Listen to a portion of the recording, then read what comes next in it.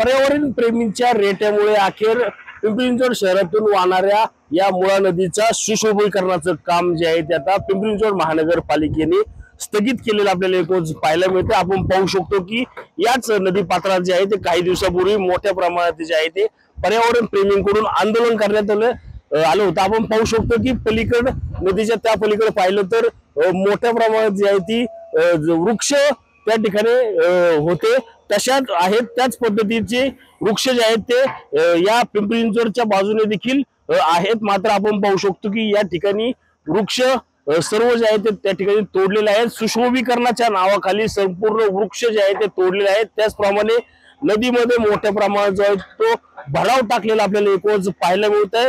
याच विरोधात जे आहे ते मोठ्या प्रमाणात जे आहे ते पर्यावरण प्रेमींकडून मोठा दबाव जो आहे तो आंदोलन करत जो आहे तो या ठिकाणी आणण्यात आला। त्यानंतर पिंपरी चिंचवड महानगरपालिकेच्या पर्यावरण विभागाकडून जे आहे ते या ठिकाणी आता या कामाला जी आहे ती तात्पुरती स्थगिती दिलेली आपल्याला एकच पाहायला मिळत आहे। आणखी किती दिवस ही स्थगिती राहणार, पिंपरी चिंचवड महानगरपालिका हद्दीत राहणारे पर्यावरण प्रेमी जे आहे ते त्यांच्या संपूर्ण हरकतीवर जे आहे ते आता वेगळी सुनावणी जी आहे ती या पर्यावरण विभागाकडून घेतली जाणार आहे। त्यानंतर पुढचा निर्णय जो आहे तो पिंपरी चिंचवड महानगरपालिकेचा पर्यावरण विभाग देण्यात येईल। मात्र आपण पाहिलं तर मोठ्या प्रमाणात जी आहे ती जलचर प्राण्यांची मोठी कुचंबना जी आहे ती या नदी सुशोभीकरणामुळे झाली। त्याचप्रमाणे या जे वृक्षतोड झाली त्यामुळे देखील मोठी हानी जी आहे ती पर्यावरणाची या ठिकाणी झालेली आपल्याला एकच पाहायला मिळत आहे। त्याच पार्श्वभूमीवर पिंपरी चिंचवड महानगरपालिकेने आहे या ठिकाणी आता या कामाला तात्पुरती स्थगिती जी आहे ती दिलेली आपल्याला एकच पाहायला मिळत आहे।